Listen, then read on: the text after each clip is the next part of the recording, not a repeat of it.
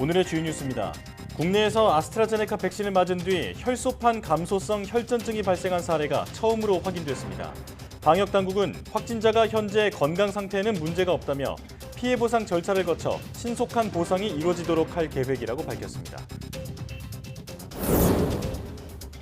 정부가 얀센 백신 확보로 상반기 1,400만 명이 접종이 가능할 것으로 전망했습니다. 애초 상반기 접종 목표는 1,300만 명이었는데 얀센 백신 100만 명분이 토요일 국내에 들어오면서 정부 목표치가 상향됐습니다.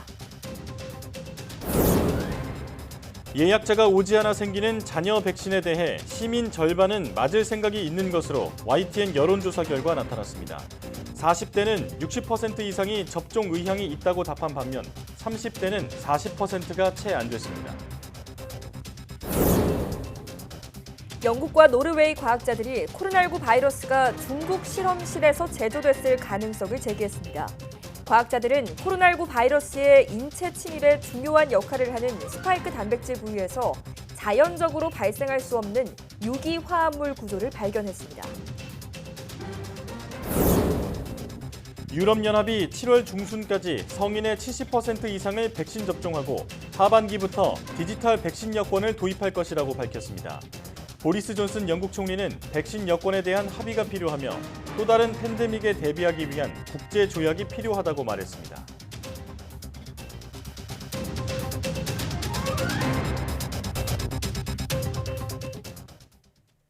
여러분 안녕하십니까? 사이언스 투데이 시작합니다. 미국에서 공유하는 얀센 백신 100만 명분이 다음 달 5일쯤 경기도 성남시 서울공항으로 들어올 전망입니다. 국방부 관계자는 공군의 다목적 공중급유 수송기 KC-330을 다음 달 2일 미국으로 보내 얀센 백신 이송 작전에 투입한다며 이같이 말했습니다.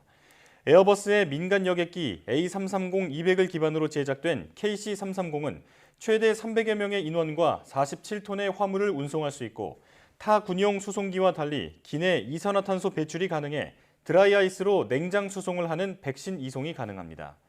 국방부는 얀센 백신을 접종받는 국방 외교 관련자 가운데 30세 이상 60세 미만 군인 가족과 군부대 출입자도 포함되며 이번에 얀센 백신을 접종받지 않는 대상자는 원래 계획에 따라 하반기에 접종 순서가 돌아온다고 밝혔습니다. 정부가 상반기에 1,400만 명 접종이 가능할 것으로 내다봤습니다. 중앙재난안전대책본부는 미국에서 얀센 백신 100만 명분을 공급받게 되면서 상반기 1,300만 명 접종 목표가 수월해졌다고 밝혔습니다. 애초 얀센 백신 물량을 고려하지 않고 상반기 1,300만 명 1차 접종을 목표로 한 만큼 접종 인원도 더 늘어날 수 있다고 설명했습니다. 이에 정부는 추가 물량만큼 더해 다음 달 말까지 1,400만 명 목표로 1차 접종을 진행할 계획입니다.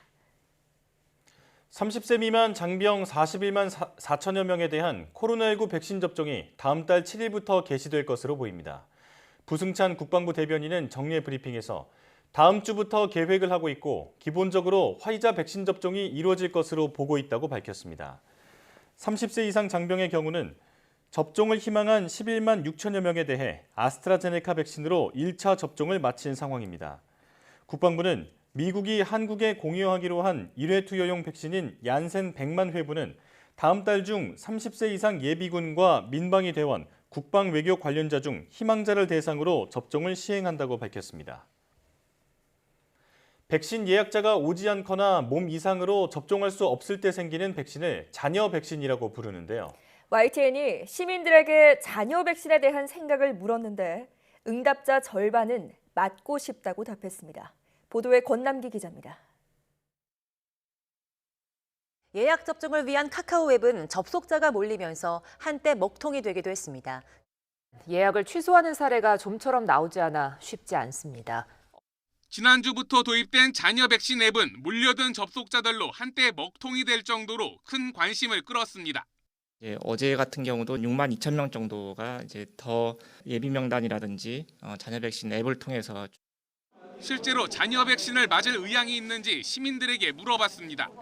절반이 조금 넘는 51.4%가 맞을 생각이 있다고 답했는데 이 가운데 30% 가까이는 접종에 더욱 적극적이었습니다. 반면 응답자의 30%는 접종할 마음이 없었습니다. 10명 중 6명 이상이 접종할 의향이 있다고 답한 40대가 가장 적극적이었고 50대와 60대도 비슷했습니다. 다만 30대는 자녀 백신을 접종하겠다는 응답이 40%가 안 됐습니다. 이번 조사는 자녀 백신에 그쳤지만 나이대별로 진행되는 전체 백신 접종률 추이를 엿볼 수 있다는 분석이 나옵니다. 향후 백신 접종률을 높이려면 청년층 대상 안전성과 효과성에 대한 적극적 홍보가 필요할 것 같습니다. 접종 의사는 지지 정당별로도 갈렸습니다. 더불어민주당을 지지하는 사람은 70% 가까이가 맞겠다고 답했지만 국민의힘 지지자들은 40% 수준에 그쳤습니다. 이번 조사는 지난 28일 전국 만 18세 이상 남녀 500명을 대상으로 진행됐고 표본 오차는 95% 신뢰 수준에 플러스 마이너스 4.4%포인트입니다. YTN 권난기입니다. 아스트라제네카 백신 부작용으로 꼽히는 혈소판 감소성 혈전증 사례가 국내에서 처음으로 확인됐습니다. 코로나19 예방접종 대응 추진단은 정례 브리핑에서 지난달 27일 아스트라제네카 백신을 접종받은 30대 남성에게서 혈소판 감소성 혈전증이 나타나 현재 입원 치료를 진행 중이라고 밝혔습니다. 추진단은 의료진이 초기에 적절한 치료를 시행한 결과 환자 상태가 호전됐다며 피해 보상 절차를 거쳐 신속한 보상이 이루어지도록 할 계획이라고 밝혔습니다. 소비가 2달 연속 증가하며 경기 회복 흐름이 이어지고 있습니다. 하지만 반도체 생산이 큰 폭으로 줄며 4월 산업 생산은 감소했습니다. 보도에 오인석 기자입니다. 외출이 늘고 소비 심리가 좋아지면서 화장품과 의복, 통신기기, 컴퓨터 등의 판매는 일제히 증가했습니다. 4월 소매 판매액은 전월 대비 2.3%가 늘며 2달 연속 증가했습니다. 소매 판매액 지수는 1995년 통계 작성 이후 최고치를 기록했습니다. 소비가 호조를 보이면서 경기 회복 흐름이 이어지고 있다는 게 통계청의 판단입니다.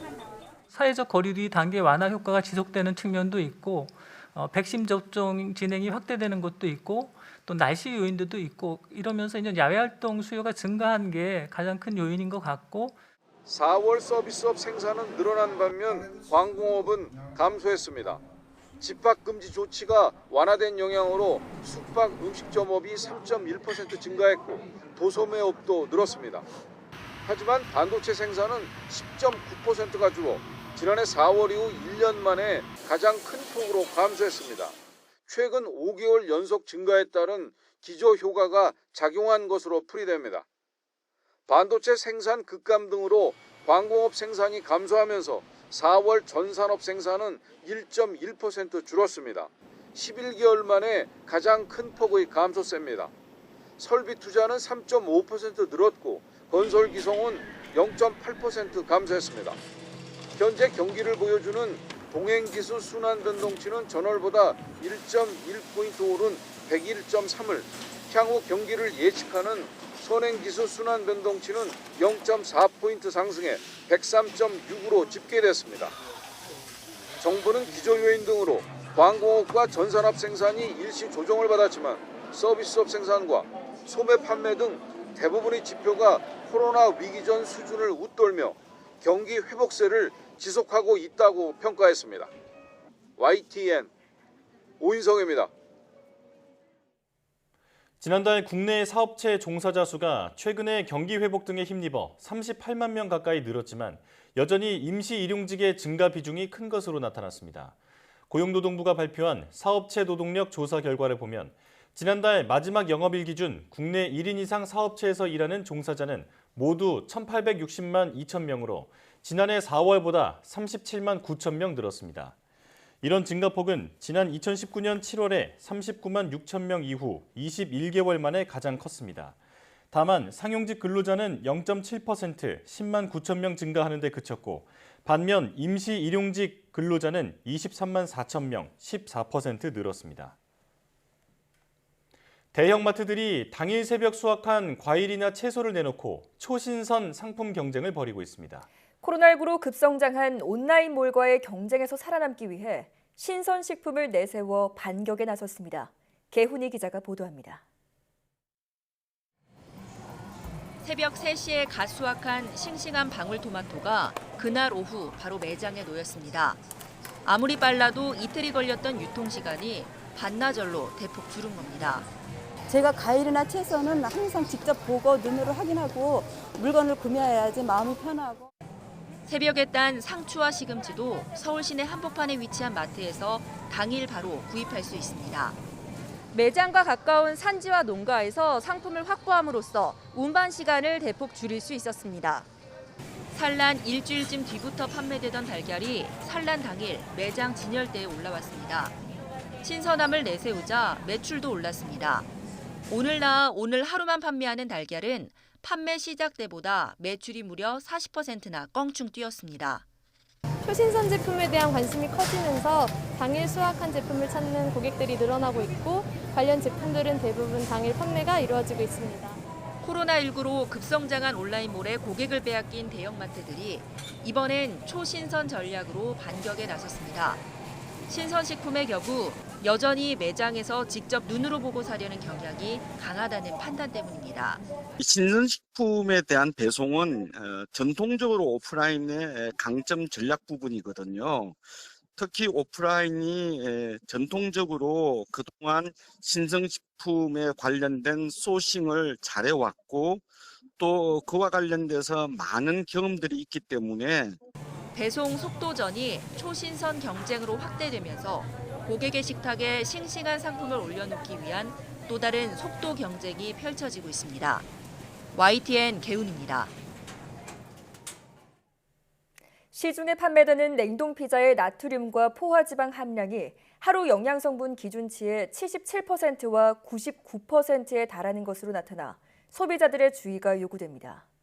소비자 시민 모임은 냉동 피자 16개를 시험 분석한 결과 피자 한 판의 평균 나트륨 함량이 하루 기준치의 77.6%인 1551.9mg으로 나타났다고 밝혔습니다. 냉동 피자 한 판의 평균 포화지방은 14.9g으로 하루 기준치의 99.3%에 달했고 6개 제품은 아예 기준치를 넘었습니다. 이 밖에 트랜스 지방이 없다고 표시한 오뚜기 콤비네이션 피자와 불고기 피자, 롯데쇼핑의 요리하다 콤비네이션 피자에는 트랜스 지방이 0.25g에서 0.48g 포함된 것으로 나타났습니다.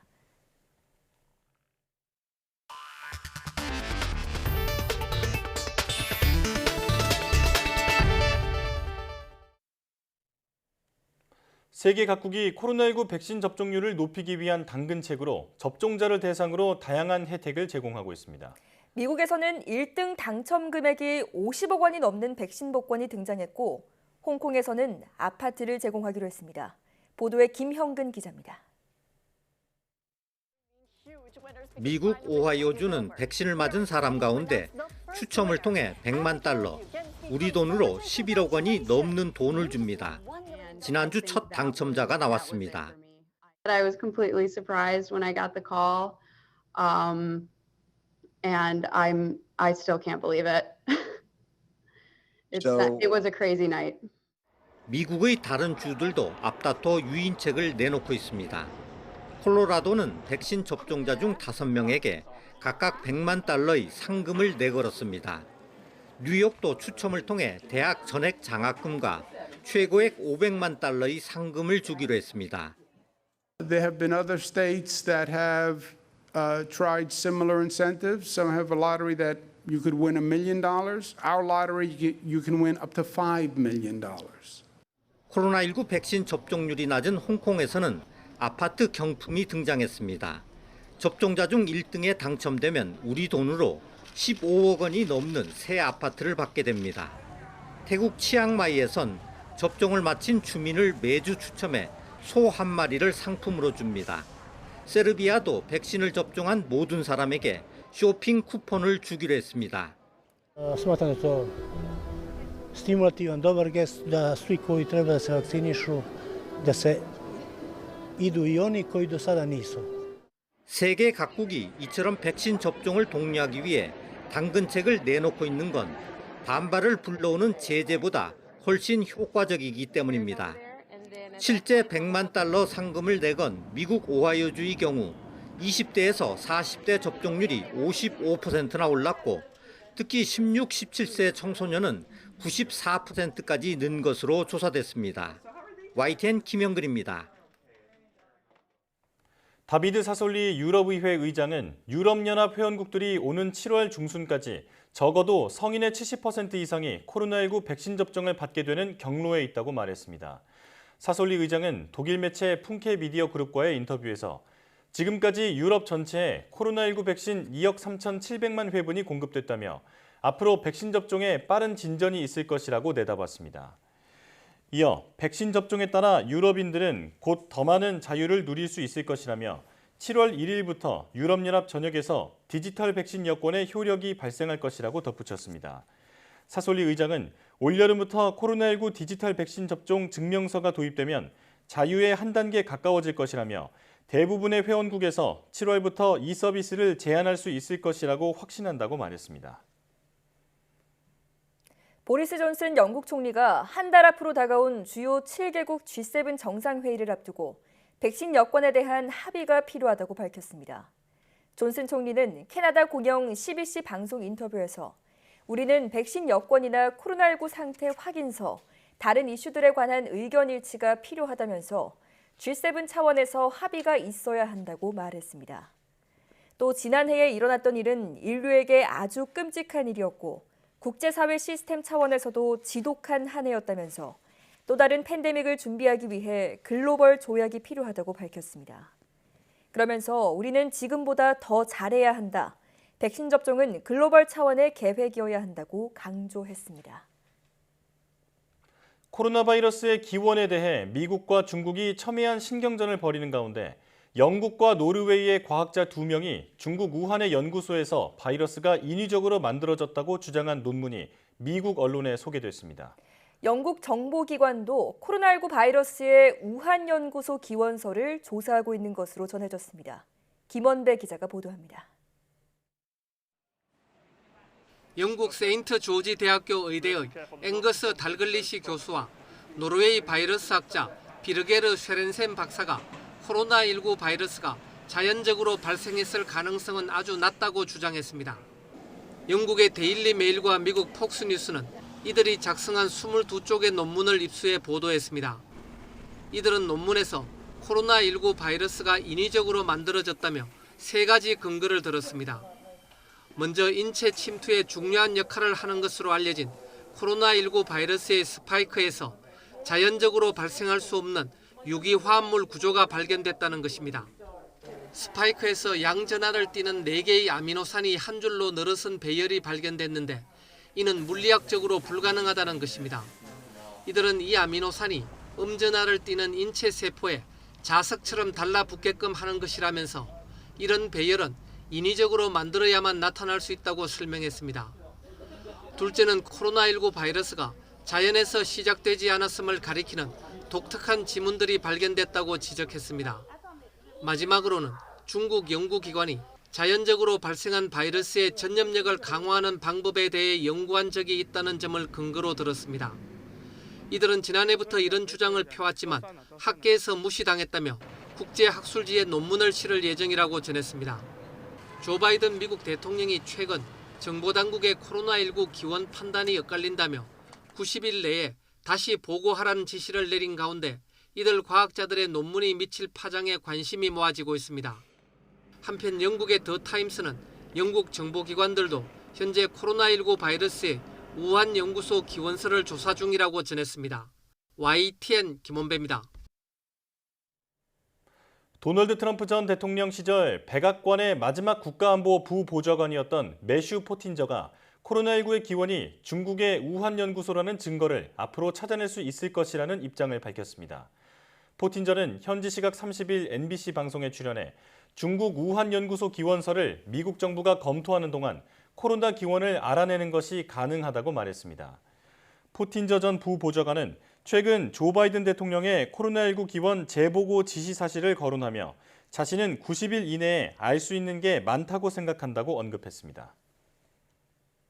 베트남에서 코로나19 4차 유행이 확산하면서 호찌민에 이어 수도 하노이를 통한 입국이 일시 중단됩니다. 베트남 보건당국과 월드오미터에 따르면 4월 27일부터 시작된 4차 지역 감염 확산으로 지금까지 확진자가 4,000명을 넘어섰고 누적 확진자는 약 7,200명에 이릅니다. 베트남 당국은 6월 14일까지 호찌민 공항의 외국인 입국을 중단시킨 데 이어 6월 7일까지 하노이 공항을 통한 외국인 입국도 일시 중단시켰습니다. 베트남 당국은 4차 유행에 대응해 속속 고강도 방역 대책을 내놓고 있습니다.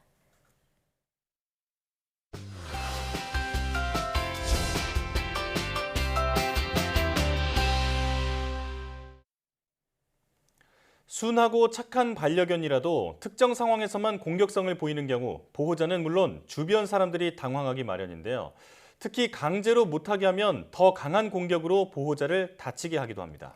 제대로 된 행동 교정을 하려면 무엇보다 공격성을 보이는 원인을 파악하는 게 중요한데요.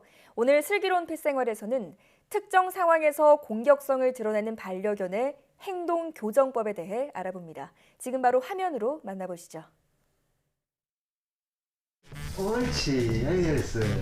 칸빵. 재주 많은 삽살개 칸. 세상에 이렇게 훌륭한 애는 없다.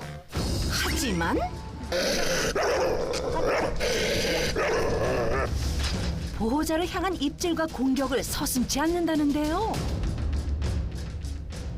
근데 안 도망갔으면 저 죽었을 수도 있어요. 반려견의 공격성을 교정하는 법, 슬기로운 펫생활에서 알아봅니다. 오늘의 주인공을 만나기 위해 경기도 부천시를 찾았습니다. 안녕하세요. 네, 어서 오세요. 이거 큰일이다. 낯선 제작진의 방문에 경계를 늦추지 않는 오늘의 주인공. 간 들어와, 이리 들어와. 옳지. 현관 앞을 떡하니 지키고 서서 한치의 공간도 허용치 않는데요. 길을 쫙 막고 와, 비켜주세요. 그냥 비켜. 보호자가 한참을 달랜 끝에 겨우 제작진이 들어오는 것을 허락해 줍니다. 옳지. 또 앉아. 아이고, 잘했어. 오늘 시작부터 수월하지 않을 것 같은데요. 어렵게 제작진들이 들어왔네. 네.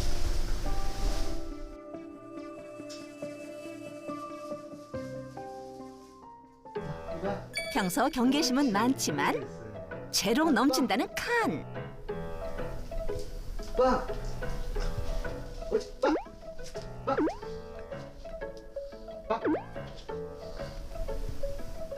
오, 칸의 놀라운 명품 연기.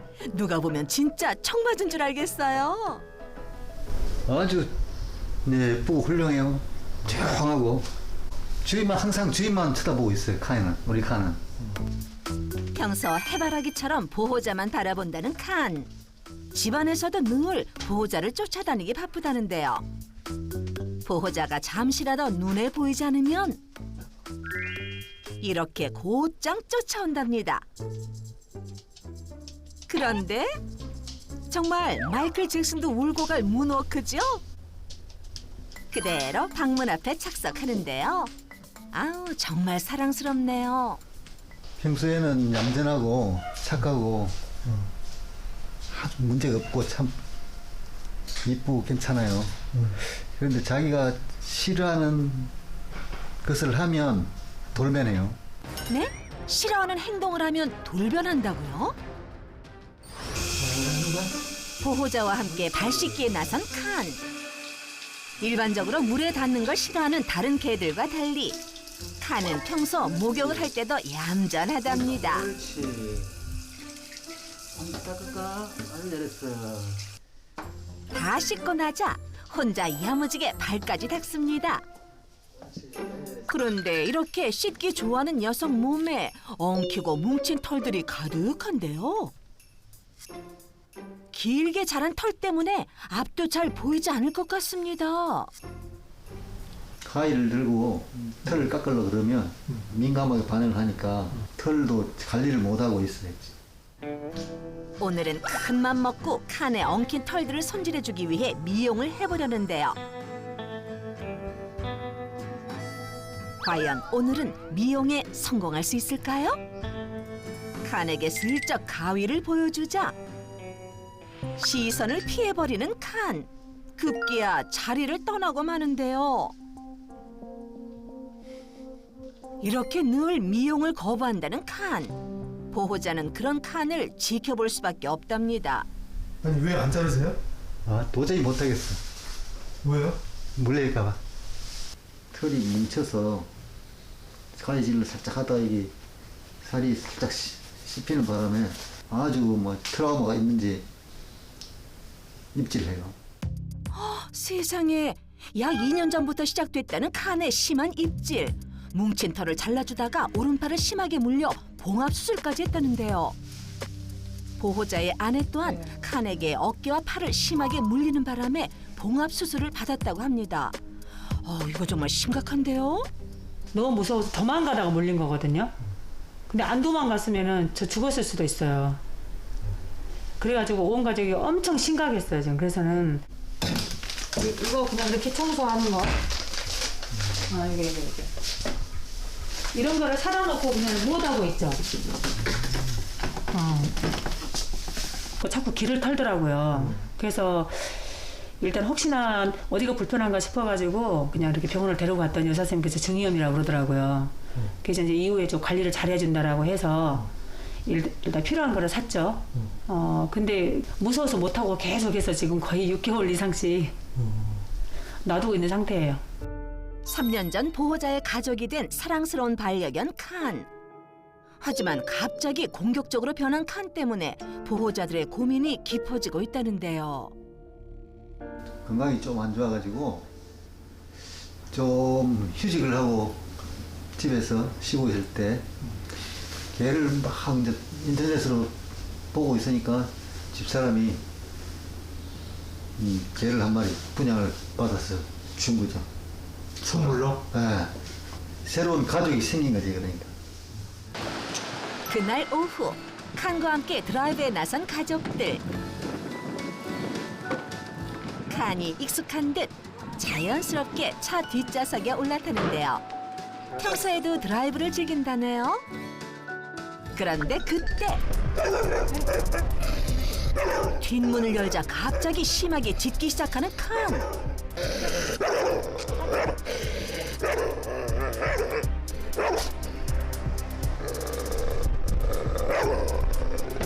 칸과 차를 탈 때마다 이런 행동들이 반복되고 있답니다.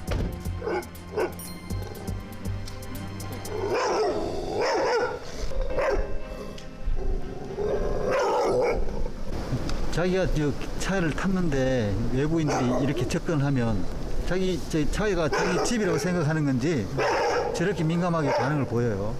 뭐 주인한테도 저렇게 하니까 저게 도저히 이해가 안 되는 거죠. 저런 상황이. 결국 드라이브는 취소되고 칸이 진정할 때까지 멀찍이 서서 기다릴 수밖에 없는 보호자들.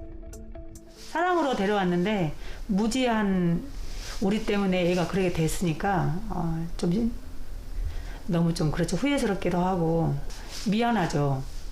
우리 잘못으로 다 그러는 거잖아요. 애초부터 그런 게 아니기 때문에. 특정 행동에만 유독 공격적으로 변하는 칸. 과연 녀석의 공격성을 교정할 수 있을까요? 칸을 구원해줄 그분이 찾아왔습니다. 안녕. 제작진 때와는 달리 슬쩍 자리를 내어주는 칸. 이쁘게 생겼네요. 네, 아주 예뻐요. 네. 근데 짖는 소리가 엄청 어렵잖아요. 칸. 칸. 으르렁 되네요, 지금. 네. 훈련사니까 느낌으로 봤을 때 칸 집에 살고 있는 느낌인 거예요. 다 칸 위주라는 거죠. 어찌됐든 지금 칸을 교육을 하시려면 진짜 큰 마음을 먹으셔야 되세요. 전문가가 교정 훈련을 하기에 앞서 평소 보호자와 칸의 모습을 살펴보는데요. 네. 그 하네스는 아이한테는 편하지만 이 아이가 입을 많이 쓰고 좀 표현을 하는 아이라서 하네스보다는 목밴드 형식이 되게 좋아요. 입질을 하는 반려견을 훈련할 때는 목줄이 적합하다는데요. 살며시 칸에게 목줄을 해주면 훈련 준비 완료.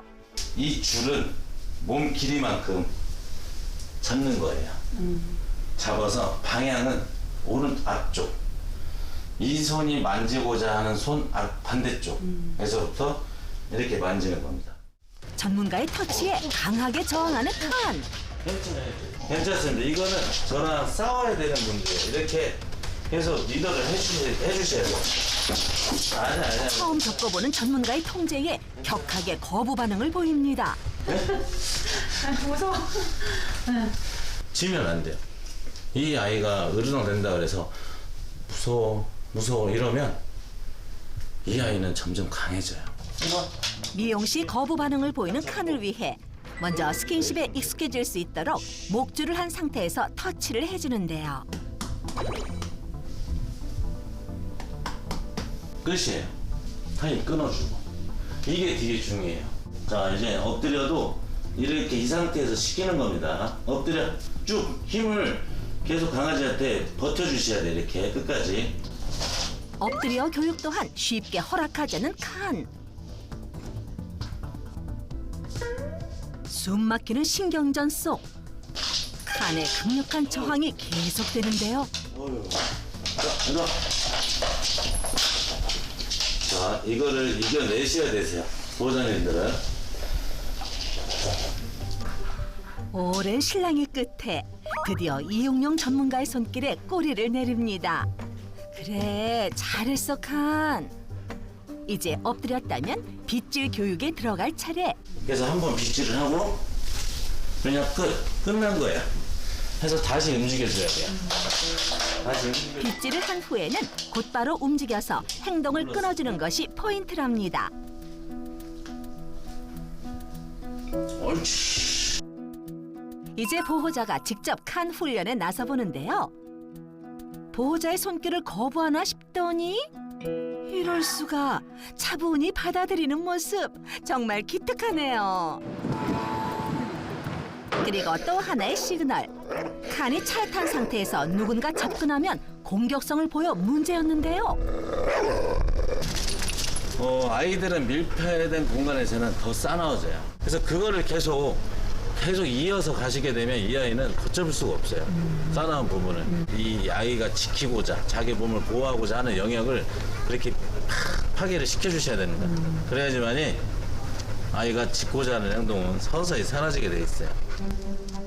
차 뒷좌석 공간에 유독 예민한 칸을 위해 차에 타고 내리는 행동을 반복해 영역 본능을 없애주는데요. 그냥 아무렇지 않게 하시면 되세요. 네? 아시겠죠? 이거를 정말 반복을 많이 해주셔야 돼요. 옳지. 하지만 이번 훈련 또한 쉽지 않습니다. 온몸으로 훈련을 거부하며 고집을 부리는 칸. 끊었어. 네. 괜찮아요. 급기야 훈련용 목줄이 끊어지고 말았습니다. 이렇게 고집 필 때가 있어서 하더라고 교육을 하거든요. 이 교육을 하다 보면 이 아이들이 이제 이미 형성이 되어 있기 때문에 거의 보면은 뭐 마지막 고집이라고 보시면 되는데, 이거를 보호자님들이 아이가 힘들어하고 교육하는 과정이 조금 냉정하기 때문에 못 견디세요. 근데 이거를 한번 견뎌내야지만이 아이가 편안하게 우리가 케어를 할 수가 있어요. 힘든 과정이지만 칸과 보호자가 함께 이겨내야 한다는데요. 이제는 중요한 게 뭐냐면 부드러움인 거예요. 부드럽게 칸 오자, 내려와, 칸 타, 이거를 이제 반복적으로 할 거예요. 칸 내려와, 그렇죠. 그렇죠. 그리고 이제는 칭찬해 주시고. 칸의 공격성을 교정하기 위해 서툴지만 여러 번 훈련을 반복하며 노력하는 보호자들. 칸도 그 마음을 안 걸까요? 이뻐해 주세요. 네. 그렇죠. 이뻐해 주세요. 단시간에 놀라운 변화를 보여줬는데요. 꿈인가 생신가. 이제 우리 고민은 없어지겠구나라는 그런 생각. 만족했고요. 그러니까. 모르는 분야들을 이렇게 전문가님께서 교육을 시키니까 앞으로 걔를 어떻게 통제를 해야 되는지 저희들이 아니까 교육을 받고 나서 마음이 편해졌습니다. 그럼 오늘 배운 솔루션 한번 복습해 볼까요?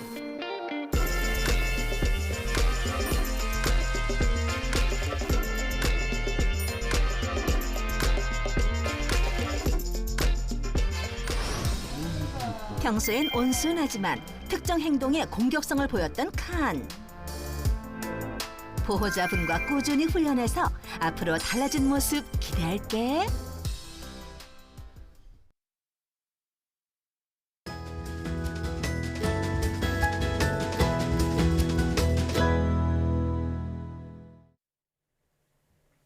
자궁 질환은 적절한 시기에 치료받지 못하면 암이나 난임으로 이어질 수 있어 정기검진이 중요한데요.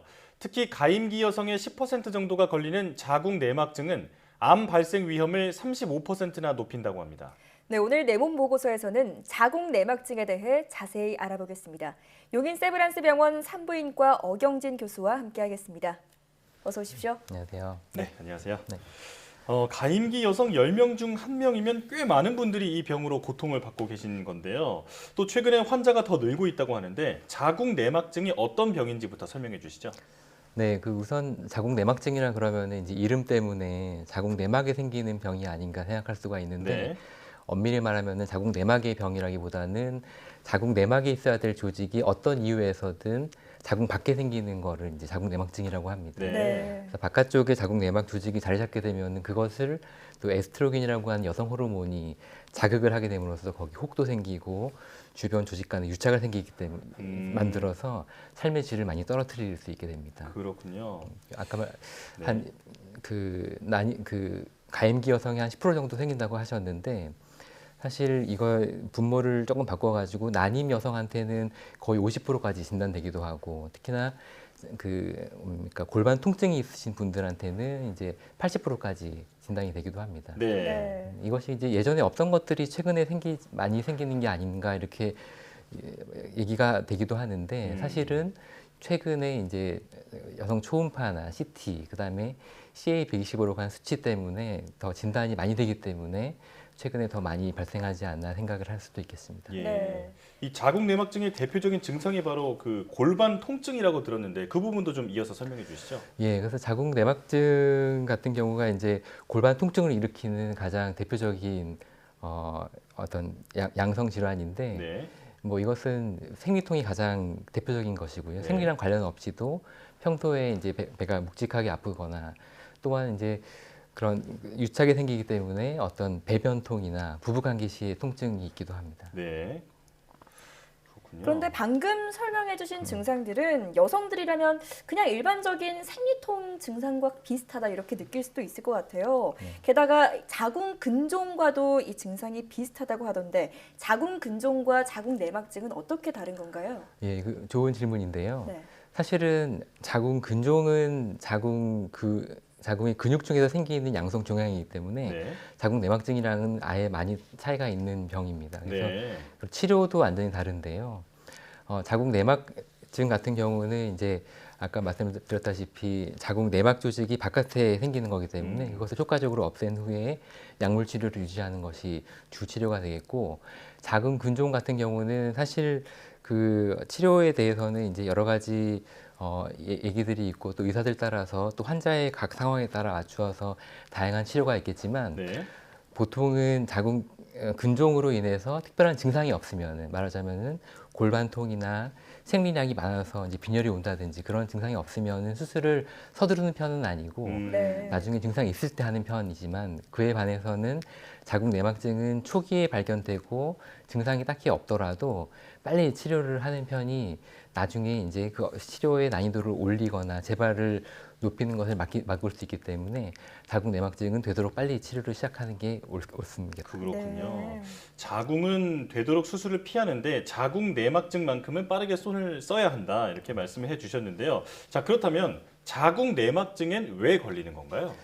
사실 이거에 대해서 이제 정확하게 원인을 알 수는 없는데 자궁 내막의 조직이 어떠한 이유에서든지 자궁 밖에 자리 잡는 어떤 그러한 사건이 발생하기 때문인데 네.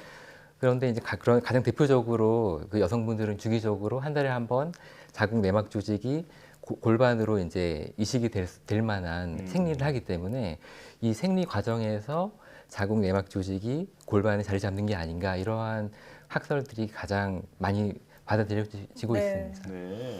하지만 이제 모든 여성들이 주기적으로 생리를 하지만 모든 여성이 다 자궁 내막증이 걸리지 않는 걸 또 생각해 보면은 또한 어떠한 면역 작용이 작용해서 자궁 내막이 어떤 골반에 자리 잡게 하는 어떤 소인들을 가지고 있는 분들이 자궁 내막증에 걸리지 않나 이러한 생각도 해볼 수 있겠습니다. 네, 아직 정확한 원인이 밝혀지지 않았군요. 네.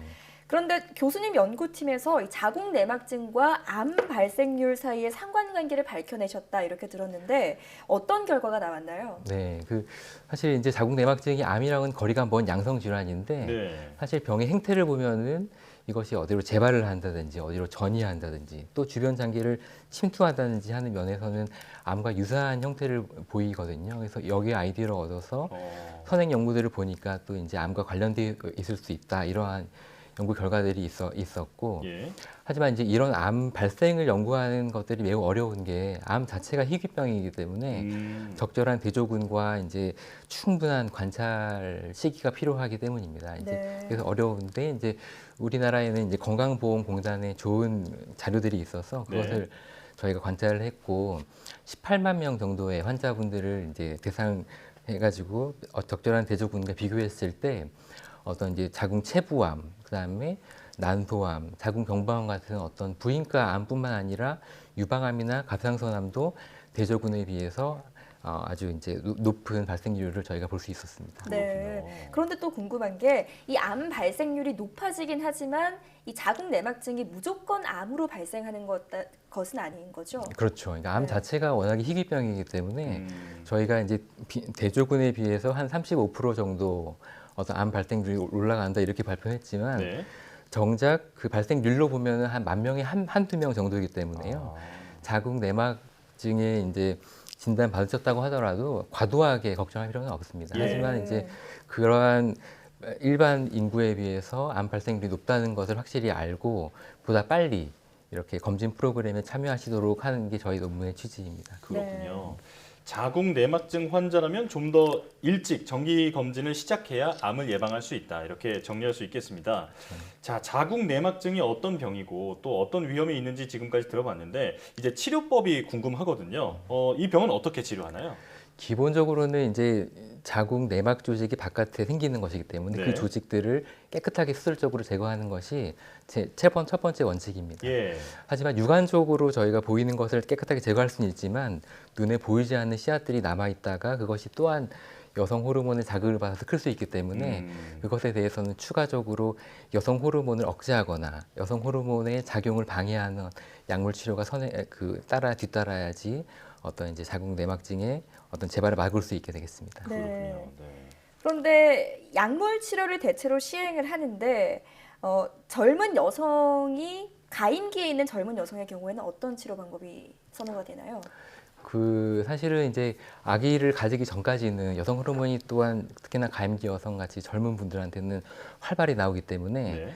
어떤 이제 여성 호르몬의 발생을 아예 막는 주사 치료를 한 6개월간 하고 네. 그 이어서 어떤 이제 여성 호르몬의 작용을 막는 어떤 치료들을 하게 되고 그리고 이제 하지만 이제 임신을 하게 되는 경우에서는 이런 호르몬 치료를 하지 않기 때문에 임신을 시도하는 분들한테는 저희가 이제 굳이 이런 호르몬 치료를 하지는 않고 임신을 많이 권유하는 편입니다. 네. 자, 수술로 자궁 내막증을 치료하고 이후에 약물 치료를 권장한다 이렇게 말씀을 하셨지만 이 자궁 질환 수술 자체를 좀 겁내하시는 분들이 많습니다. 아무래도 수술을 하고 나면 난임이 되는 것이 아닐까라는 우려가 가장 클 텐데요. 실제로는 어떤가요? 수술하고 나면은 이제 난임이 될까봐 걱정하시는 그런 질문이신데 네. 사실 실제로는 수술하고 난 한 6개월간 그 기간이 가장 임신하기 좋은 기간이라고 밝혀진 연구들이 있어가지고 네. 난임으로 치료받으시는 분들한테 혹시 그 원인으로 자궁 내막증이 진단됐을 때는 저희가 우선적으로 수술을 권유하는 편입니다. 네. 그리고 이제 임신을 해야 될 분들한테는 굳이 앞에서 말씀드린 호르몬 치료 같은 거를 먼저 이렇게 시도하지는 않고 임신을 빨리 함으로써 이러한 자궁 내막증의 어떤 재발을 더 막을 수가 있겠습니다. 네. 그렇군요.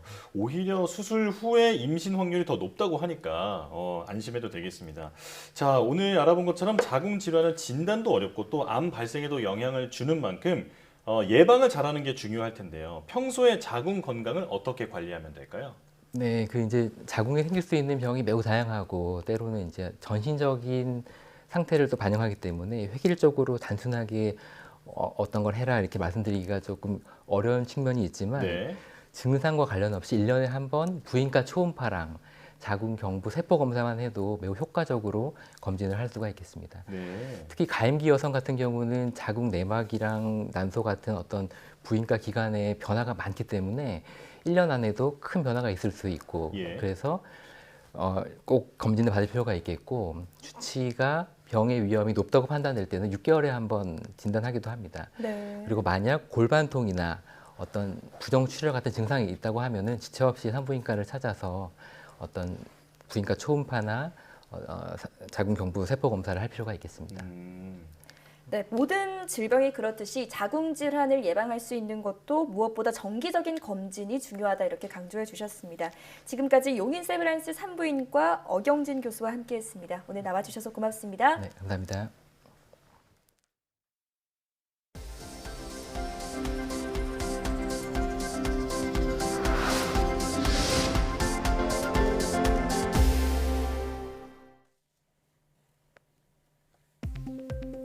임혜숙 과학기술정보통신부 장관은 도전적인 우주 탐사를 위한 투자를 확대해 나가겠다고 밝혔습니다.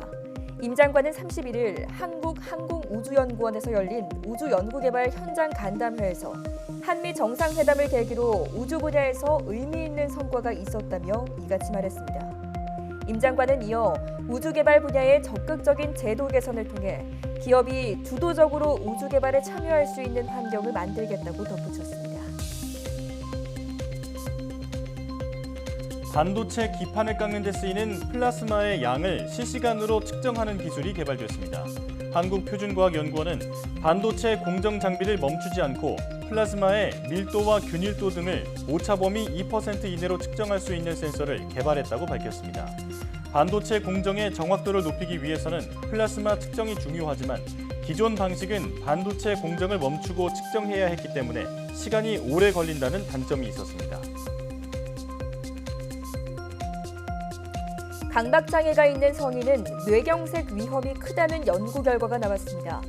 대만 영민총의원 연구팀은 강박장애를 앓는 성인 2만 8천여 명의 자료를 분석한 결과 강박장애 진단 후 뇌경색이 발병한 확률이 강박장애가 없는 그룹보다 3배 이상 높았다고 밝혔습니다. 다만 연구팀은 이번 연구 결과가 강박장애와 뇌졸중의 인과성을 증명하는 것이 아니라 연관성을 보여주는 것이라고 설명했습니다. 강박장애는 지나치게 자주 손을 씻는다던가 어떤 물건을 특정 순서대로 정리해야만 안심이 되는 등의 증상을 보이는 심리장애입니다. 근시인 사람은 수면의 질이 안 좋을 가능성이 크다는 연구 결과가 나왔습니다. 호주 플린더스대 연구팀은 20대 대학생을 대상으로 조사한 결과 근시인 사람은 늦게 자고 늦게 일어나며 잠드는 데 시간이 오래 걸리거나 토막잠을 자는 경우가 많다고 밝혔습니다. 연구팀은 근시인 경우 생체 시계가 늦게 돌아가고 낮과 밤의 리듬을 조절하는 호르몬인 멜라토닌 수치가 감소해 수면의 질을 떨어뜨렸을 수 있다고 설명했습니다.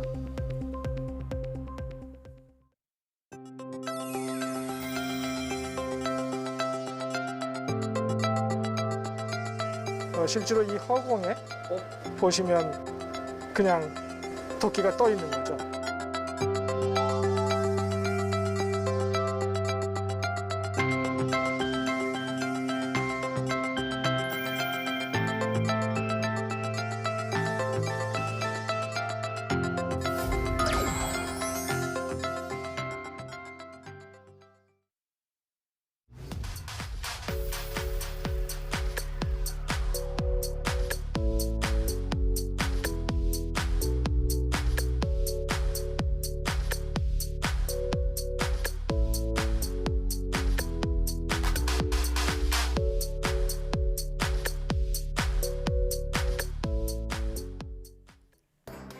홀로그램은 이미지가 허공에 떠 있는 듯한 시각 효과를 내는데요.